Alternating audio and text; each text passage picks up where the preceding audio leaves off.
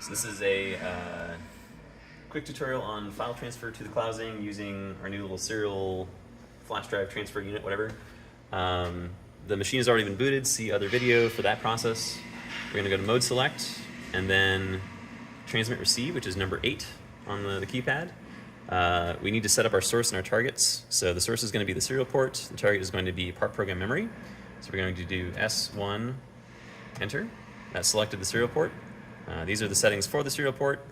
Baud rate 9600 is the default. We might change that later if we want faster transfers. For target device, we're going to do T4, enter, and that selects the part program memory. By default, just quickly selecting the C for catalog. This is the file that will be overwritten, whichever one is selected here. Seems as good as any. If you want to be certain that your file transferred, you can press, or you can type 1002, which is the file name, and then press delete program, and that reset the size down to 0. You can see available characters is around 55K. File sizes beyond that size will not load fully. We're going to go back to mode select and press 8 for that file transfer, transmit receive, and then we're going to go ahead and go over to the computer, USB into the computer, and this will, assuming it's working today,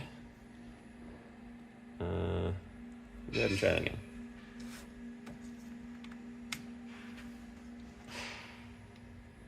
It will show up as a flash drive or removable drive. We're going to go ahead and press start operation to begin the transfer. It says busy receiving. We'll take our CNC file, export it as a Delta Dynapath post-processor, and we're going to drag it onto the drive.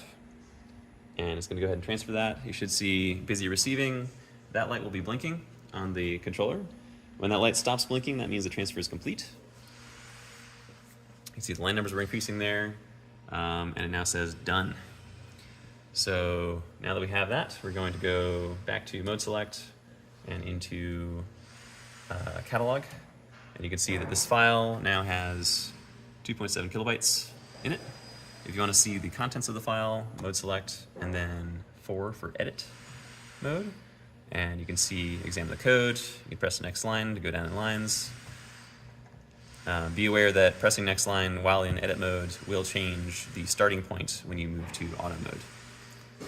So just be careful about that. If you are further down the code than you expect when you're starting your file, just hit reset while you're in auto mode. You can see next is set to 107.